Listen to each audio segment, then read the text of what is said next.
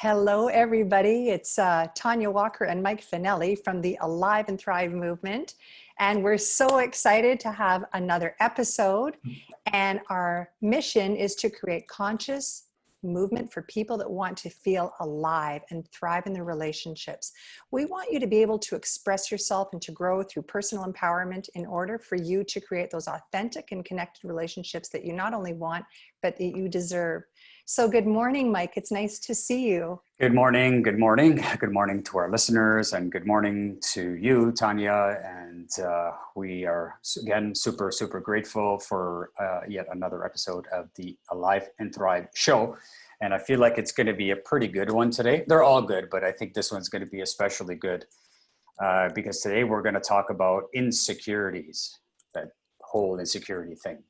That's a fantastic subject. I don't think that that's a topic that many of us really explore within ourselves. So I'm really happy that that's a topic you chose to bring to light today.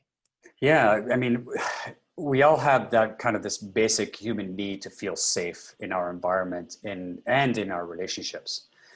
However, those kind of needs for safety manifests in many different ways. And one of them is through unhealthy, insecure behavior. So we often refuse to hear and accept that, right? When somebody says, oh, you're an insecure person, we immediately reject the idea and even attempt to disregard it.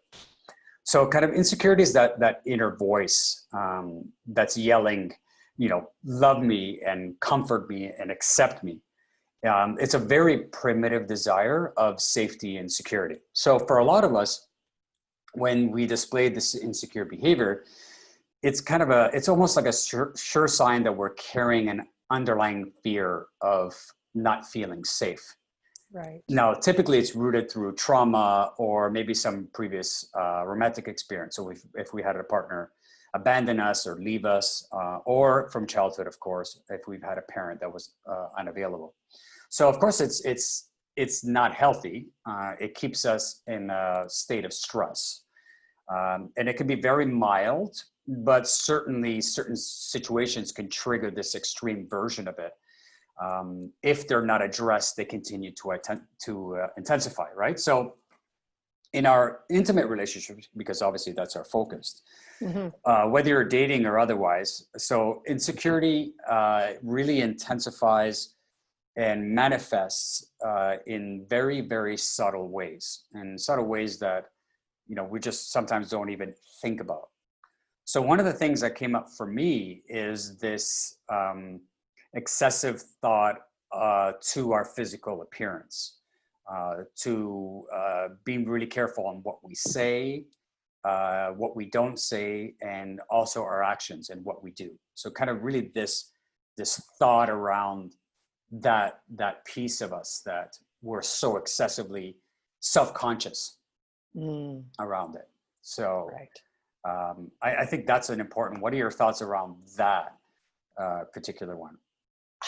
I think you're absolutely right. I mean, as a female who was raised always from social standards to be well put together, to be presented, and someone who back then it was magazines before it was the internet, constantly looking at models and what the perfect image of what a woman was supposed to be or is supposed to be. I fell into that trap of really working on the superficial side of me, of putting out that persona of what I wanted people to see versus who I was. And that just created a lot of insecurity within myself, because I remember even being as young as in elementary school, I can remember calling my girlfriend and saying, well, what are you wearing to school today? Because I wanted to look just as good, and sadly, if not better. I had those insecurities, and they stemmed from a really young age. Yeah, because it's interesting because even as a boy or as a man, even I myself feel very insecure, and we can kind of get into what the root of that is. I mean, obviously, a lot of the media, gives us this ideal of what we should look like, and I remember being in the schoolyard when I was maybe 8, maybe 9 years old. And that's the first time I had the thought of what I'm wearing and how I'm being judged, and Right. looking at other kids, obviously, you know, my age, Yeah. that what they were wearing and how their hair was and how cool that guy was. And, you know, there's no, you know, so that there was that insecurity within me programmed from such a young age. And it's very interesting to even think, well, I don't remember anyone teaching me that. It's almost this subconscious messages that are sent to us from various channels, right? Yeah, you're So 100%. I mean, and let's look back at all the pressure placed upon us from society. I mean, back then, I was born and raised in a small mining town, but the pressure to show up the first day of school with the best outfit. My mom used to take me back to school shopping and create outfits. mhm, And then there were children in my class whose parents couldn't afford that. right. So it makes me think about the insecurities that those children suffered and that they went through, and that they possibly didn't feel accepted by their peers. Well, it's interesting because I remember that at some point in time, I don't know if it was my early teenage years, where there was conversation about the school board in the Greater Toronto area going to full uniforms to try to eliminate that and eliminate the discrimination that the children that came from a poor family, for example, Yeah, couldn't afford those Nike running shoes or those, you know, right. the fancy clothes. So they just came to school with whatever their parents could afford to create that equality in the school system. So I think that at that point, you know, using the environment of school is a great thing, because it certainly helps you from not feeling that insecurity from your image, but also it affects the way that you speak and the way that you act and the way that you say certain things, because you may not feel comfortable with our own self-image, especially at a young age. But remember, this kind of carries right into adulthood. Like, how many times have we walked into a party and like, and you know, I'm fixing my tie and I'm like, oh, Yes. you know, my pants are wrinkled, and I'm sure you have plenty of Yeah, stories about, right? absolutely. Yeah. But it's interesting you brought that up about, you said about the Nike running shoes. I'm really dating myself here, but back then it was the Adidas, the Gazelles. Right. Oh, gazelles. Yeah. And Careful. and I do remember my mom giving me money to go shopping on my own to buy running shoes. And I was $5 short from getting those Adidas that I wanted. And the other option was a shoe called Spark. It was a white running shoe.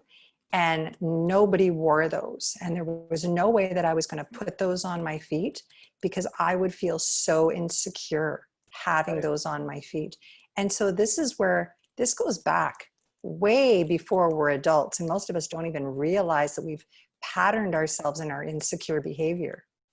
Yeah. It's, I remember having those memories also. So, and it's interesting because that again, as I was mentioning, it does carry into our adulthood, and how it manifests is exactly through that. So we can Yeah. get into relationships or even out of relationships, and we really are excessively worried about how we're showing up in social environments, how we're showing up in our relationship, where we could act in an insecure way, and that even translates into the bedroom.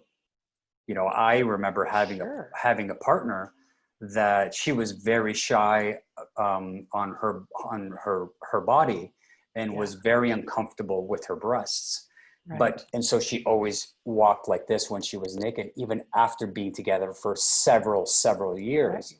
That insecurity sat in her and carried that into the intimate relationship.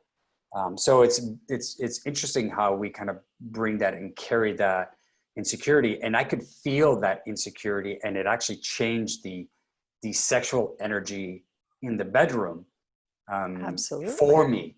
So it's almost like it almost repelled that sexual energy instead of that confidence. You know. Now I can speak Well, for myself too, right? And I mean, there's certain yeah, situations where I didn't feel my best, also, right? sure. But I think there's many of our viewers and listeners who can identify with that, whether it's, you know, coming from a male experience or a female experience.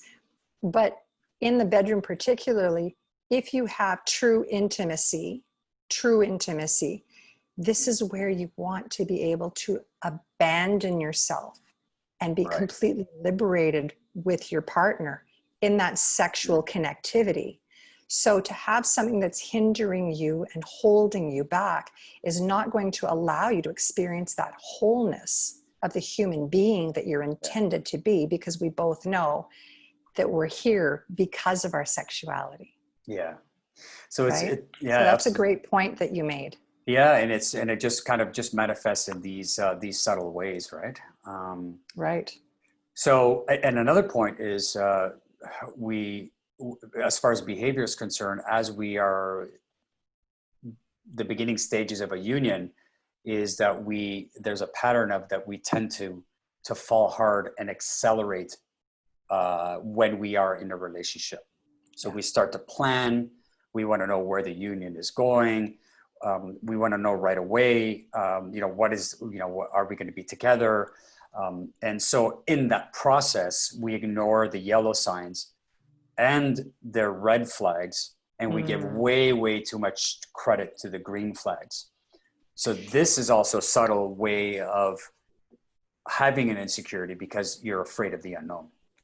Well, that's a very interesting point that you're making, actually, because those yellow flags are there to guide us. Right. And the incredible thing about that is when those yellow flags, or even more so, let's go right to the red flags, you're going to feel those red flags in your body, in that emotional center of your belly. Mm. And we will choose to ignore those signs because our brain is going to tell us something else, because we're going to tell ourselves a story that we've conjured up that we so want to believe, because we want to be loved and we want to be accepted. And And wanting that we're going to safety. feel safety, right? We're going to Yeah. feel so much more secure if we give our emotional power to somebody else. Yeah. And then I'm going to feel secure because I've been chosen, Right. which goes back to one of our past shows. Right. Exactly. And that's what we don't see. And that's why the insecurity is so subtle, because if we were empowered, which is part of obviously our mission, if we were people were empowered in relationship, in union, or at the beginning of a partnership, there wouldn't be this need to know, like this excessive need to know where the relationship is going. So you meet somebody and you want to start planning, right? You want to have those deep conversations right away, Right. which is not a bad thing. Like let's not get our viewers wrong, our listeners. We believe in connection, and we believe that it's important to have that conscious communication around the relationship and what it's bringing to each other. Absolutely. But when it's excessively thought about almost immediately, and the subtle part of it is that you actually ignore those flags that we were talking about. So I'll give you an example of mine. One of my situations, I mean, in my past relationships, is that's exactly what I would do. So for most people that know me relatively well, I met and married my wife within 7 months. Within 1 month, she was moved in with me. Yeah. And 6 months later, we got married. I ignored every single flag that you could possibly ignore. We had a lot of things in common. There are no regrets. A wonderful person. We both were. But the yellow flags that I ignored was because I was feeling insecure at that time, just in that subtle way. And so I planned and accelerated the process of the union, of the partnership, moving in within a month. If I was to think of that now, I would think that for me, it's absolute insanity. But the Right. insanity part was that it was, as I mentioned before, I was ignored the yellow flags. We fought constantly.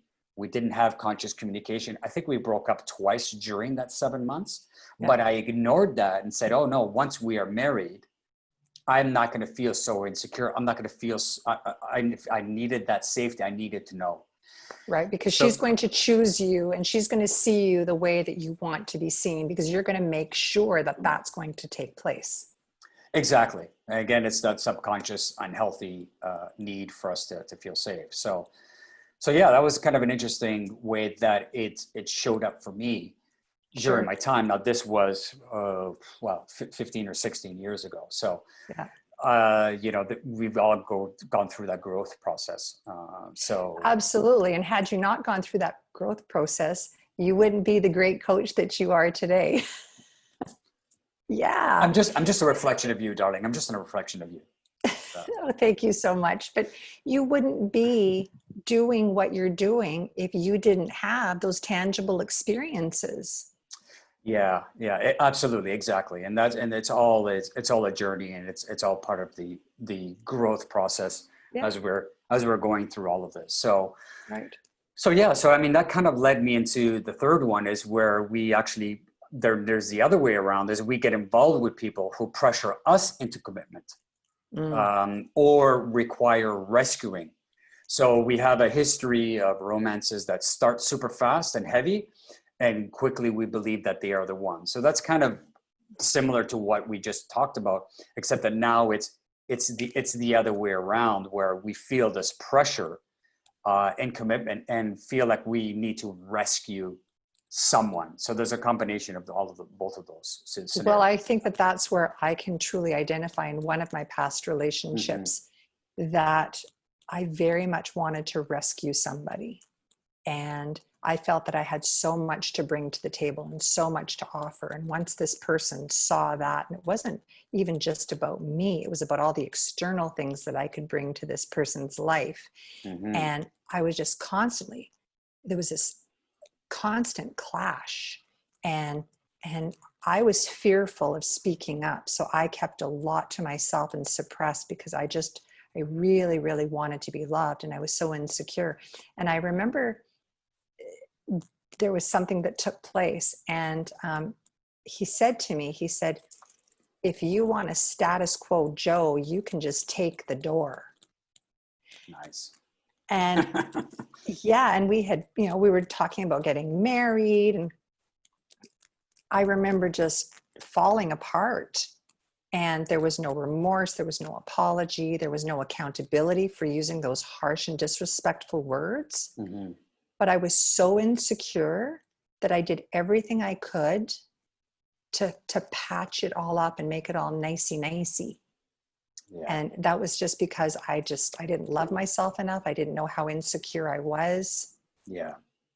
Yeah, it's interesting because we don't really have the knowledge, and that's why, as I mentioned at the beginning, is just a lot of us want to just ignore it. When we hear that we're insecure, we want to discount it completely. But if you feel like you're behaving or have done this in the past, this is a very subtle way that you are insecure. But what it's actually doing is actually it's repelling your ideal partner if you're not in a relationship. And if Absolutely. you are in a relationship, it starts to push that away. So Right. because authentic intimacy takes time to develop, and being insecure, especially energetically, we create that hunger which often repels our ideal partner. So Right. if we're single, and it pushes our partner away if we're in a relationship, especially a partner that's got their stuff together, Well, it that they're, makes us so needy. yeah. And so, if they're being confident, if they master the art of self actualization, if they have healthy boundaries and know exactly what they want. So subconsciously and behaviorally, we empower them with this role of being our savior, thinking that they love us. Um, but really what they're doing is they will eliminate our feelings and our self-doubt and inadequacy into ourselves. So they're almost saving us, even them, subconsciously. Um, so, historically saving us from this underlying discomfort of insecurity, when we Right. should be empowering ourselves and manifesting our ideal partner. All right. Yeah. So, Yeah. so Because I mean, if somebody is really in their personal power and very, very centered and have that deep wherewithal of who they are, that person will not choose an insecure partner. exactly. And again, energetically, Because you can feel that, right? energetically, right? Yeah. Positivity breeds positivity, strength breeds strength. I mean, it's just the way that it goes. Yeah. So only an insecure person is going to attract an insecure person, but the insecurities may be very different. but nonetheless, they're there. Yeah, they'll manifest in very different ways. And really to break free of those insecurity is to really begin to become more confident and self-reassured. And again, the inner work is going to do that. You know, we first have to acknowledge that we are insecure, Right. and begin the inner work with awareness through introspection and self-love. And that's what, you know, what we love to do with our clients. And the premise of our movement is exactly that, is to promote that self-love. And because we want people to have amazing, fulfilling relationships, we need to look at all aspects of any kind of, you know, introspective work, which of course includes how we're showing up, which is, you know, the primary source of, yeah. Right. You know, and how we're showing up always comes back to mindfulness. Yeah. Right. We have our irrational thoughts and we have our fears, and it has this way of taking over, so that when we settle for less than we really are and less than we deserve, you know, we're forsaking ourselves, and we're just going to accept the little crumbs that come our way. So when it comes back to that mindfulness, we have to remember that we don't own those thoughts. They're just not ours. If that's something we just conjured up in our heads, or we were conditioned to believe by our primary caregivers, as you and I have discussed, and that can easily replace those irrational thoughts, can easily be replaced by rational thinking and common sense. And you know, instead of creating that neurological loop, that pattern that goes through our brain that constantly brings us back to that insecurity of holding us from speaking our truth, stepping into our power, taking opportunities. It could be an opportunity of going for a promotion where you're too afraid to go through the interview process. There's a lot of people that just crumble in the interview process because they just don't feel confident enough. And I identify with that. Yeah, I thought in some interviews too, that where I walked in and just completely bombed it because I just felt insecure. And I know our focus is relationships, but really a lot of this insecurity carries over into all aspects of life. It just gets highlighted in relationships, right? You're right, because insecurity isn't just compartmentalized to one aspect or one dimension of who you are. If you're insecure, it comes out in those, it may come out, or it may manifest in a larger degree in your intimate relationship. However, it does manifest in little subtle ways in other areas of our life. Yeah. And what is actually interesting too is that we may be attracting high maintenance people in an unconscious attempt to cover our own inferiority. Like, so in other words, if we feel superior to the other person because they don't have their crap together and we have our crap together, and let me help you get your crap together, and let me fix you up. I know I did that with the same partner I was referring to in the earlier example. Is that person was several $1,000s in debt, and I thought, hey, I have my stuff together, and I'm just going to try to rescue you and pay your debt, and let's just be together. I want to feel secure. And then what really has happened is I actually attracted an equally insecure person. So, you know, that kind of defeats the whole point of wanting to build an intimate relationship with a partner. But again, we have to be in that happy place also, right? So yeah, it's interesting you pointed that out about, you know, high maintenance partners and the attraction. So my insecurities were very, very internal. Most people did not see my insecurities because I was so insecure that I would never speak about them. So I actually came across as being very, very confident. But in that, I was very attracted to men who were like peacocks, who were, you know, kind of buff and had their chest puffed out and were very, very loud, almost aggressive rather than assertive. And I found that attractive because that was authoritative.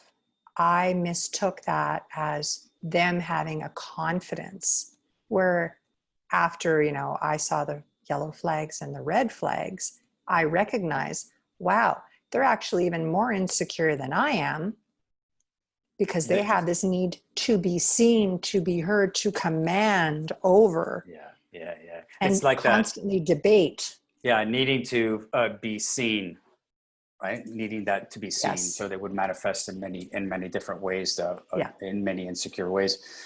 And it's interesting. It's always like there's a joke about how, you know, the man is making up for the size of his parts for the size of the truck that he drives, right? There's the kind of that whole thing, buff thing, where Yeah. you're so insecure that you need to be at the gym 7 days a week, Compensate. compensate in some way, shape, or form. Not that there's anything wrong Right. with going to the gym, because I'm very athletic, but it can be really seen, right? It can be really seen, Right. that personal. And it's very interesting because it can manifest in that way, but also it can manifest in anger as well, stubbornness.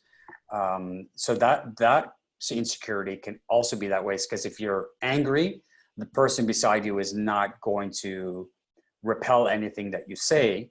If you're Right. stubborn, then you're going to feel more confident by putting down a partner, for example, by Yes.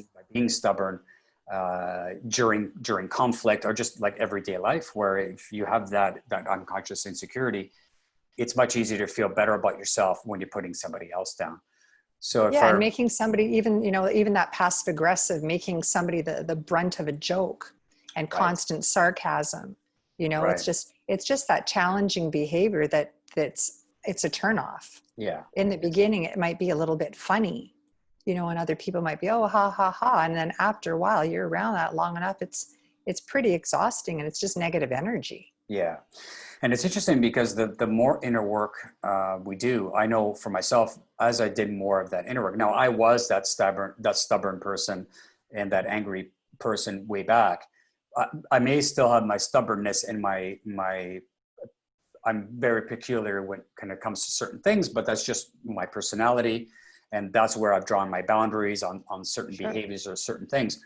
But it's interesting because I didn't really know any of that until and that was the whole point, until you actually do the introspection work, is where you can really see those patterns, right? And this is what the movement is about, is seeing those patterns and seeing how you're showing up in your behaviors and et cetera. So, But I like the fact that you called yourself out on being stubborn, because knowing you, you know, as I do, as, you know, not only, you know, friend and my family down here in Costa Rica, and, you know, co-creators of this movement, when you do the inner work, it's no longer, I feel, it's no longer being stubborn. Because when somebody is stubborn, in my personal opinion, correct me if you think I'm wrong, when someone's stubborn, there's an inability to call yourself out. There's that inability to take accountability and responsibility, because you've built these walls and put these parameters to protect yourself. And so you might have your boundaries in place, but you're not stubborn. You're compassionate. yeah, and that's a very good point. I completely agree with you. And that is a very clear sign of self-love, because you're Yes. able to call yourself out on any kind of questionable behavior, to say, you know what, I think I was a little harsh on that in that instant, or I think I was Yeah. being a little bit judgmental on that, and being okay with that.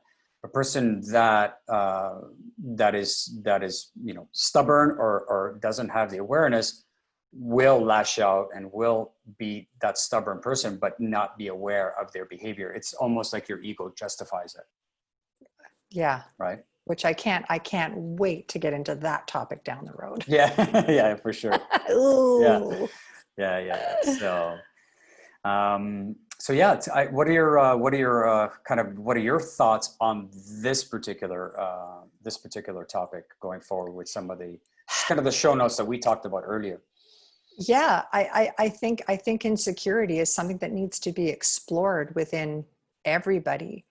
I think that you and I call it a gift, because we're both very intuitive, is that we can sit back and actually observe a room Mm-hmm. and see nonverbal insecurities, vocal insecurities, all kind of insecurities that are within people that they don't even have a clue about. a lot of people that are in high professionally ranking positions, Mm-hmm. there are a lot of insecurities because they feel powerful because of their title, Right. right? Or the Right. letters that they have behind their names. And I'm not saying that that's everybody, but I mean, if you've read anything in psychology, it's written. Right. So it's really about getting to know yourself, because if you can't pinpoint your insecurities, you're not going to be able to create those relationships that you want, because it's almost like there's an omission of who you are, which I'll get into in one of the topics that I'm excited to share with you.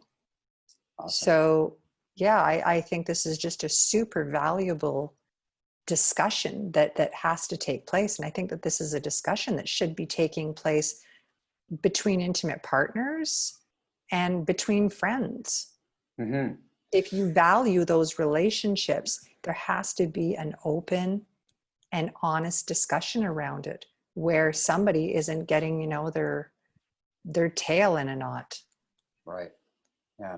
It's interesting the point you made about leaders, and it's interesting because a lot of our leaders in our community, for the most part, are the leaders, or the successful leaders are the ones that are not second guessing themselves, that don't change their mind when they are to make a decision, and that carries Right. over into our relationship. Is being a self leader in the relationship, where Yeah. you're not second guessing your role in the relationship, or where you want the relationship to go, or what your emotional your emotional awareness is during the relationship. You don't change your mind whether it's, you're in or you're out, kind Right. of You're not type doing of the flip situation. flop.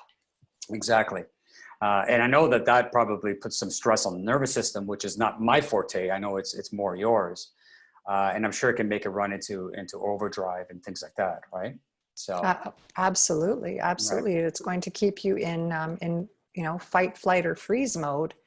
And again, you get trapped on that energetic freeway in Yeah. your central nervous system. And there's a lot more to be said about that. I don't think in this episode, because then I'll just go off for an hour, but um, That would be terrible. Terrible. yeah, it would be terrible. But I mean, you touch the point. I mean, it begins in childhood, and it manifests in ways that we don't know and we don't see. And to acknowledge it is not a failure. It doesn't mean you're a failure. To acknowledge it means that you're in your power of vulnerability, that you've stepped into. As you and I say, you want to hang with me, you better be willing to step in that arena of vulnerability Yeah. and, Absolutely. and walk the walk. Yeah. So I think that that's just when you can call yourself out on something, that's a fantastic strength that is so attractive, because who doesn't want a partner that can apologize, empathize, and take accountability? Yeah, and it's very difficult for us oftentimes to be getting to that place. And again, we're not gurus. We're on this, on this path with everyone. Yeah. Sure, there are times in where we are insecure, but the difference is that we know when we are insecure. And I think the premise of this show is to really give the listener, the viewer, an opportunity to understand what the subtle signs are of Yes. insecurity, so we can start to build these relationships from a place of empowerment. And being insecure is, as they say in Spanish, is no bueno. So it's, we want to be No able to, bueno. yeah, we want to be able to create those relationships from a place of empowerment. Again, it's such a beautiful thing. And we keep repeating the word empowerment in all of our shows, because it really is that formula, right? It really is that state where we can step into that space of uncomfortableness. And how beautiful is it to be able to be with a partner to say, you know what, I don't have this one figured out. I don't know what the answer is, or what the solution is, or what we need to do. And being okay with stepping into that insecurity or subtle insecurity, and just putting it right to right in front of you and say, you know what, I don't know at the moment. I don't know. And being okay with that. And isn't that what we want for those of us that have children? Isn't that the gift that as a mother, I want to be able to give that to my children, to say, I want you to be empowered, heart-centered, Yes, compassionate, but within your power, and to be accountable and responsible and productive members of society. yeah. So I want to thank you for this fantastic topic. And I really think you nailed those 3 subtle signs of insecurity. I think you did a brilliant job in bringing that to light. Yeah, I think it's definitely, I appreciate that. It's definitely an important topic. I don't have any other points for this particular episode, but I feel that, again, it is an important topic, and I want to thank you for, as always, being an amazing co-host and business partner on this journey. And before bring it on. And so before we go, I want to present you with a gift. For those of you that are watching, that's great. For those of you that are listening, what I'm actually doing is I'm handing the world's most ripe and beautiful little tiny pineapple right to you, picked right from the garden. Rico. So it's so small and it smells super fresh. And that's one of the beautiful things about living in the tropics here, is this was picked right from the garden. So nothing insecure about this pineapple. It wears a crown right here, and it knows. And you know what? We should all be wearing our crowns. Absolutely. So you know what? Let's end the show by making sure all of you out there put your crown on and continue to shine like a pineapple. Thanks everyone for listening. And if you love this episode, please comment, like, share, be vulnerable, and do express and your vulnerability and your insecurities. Share. Share. The share song. Share. All right. Okay. Thanks, Mike. Thanks everybody. Ciao.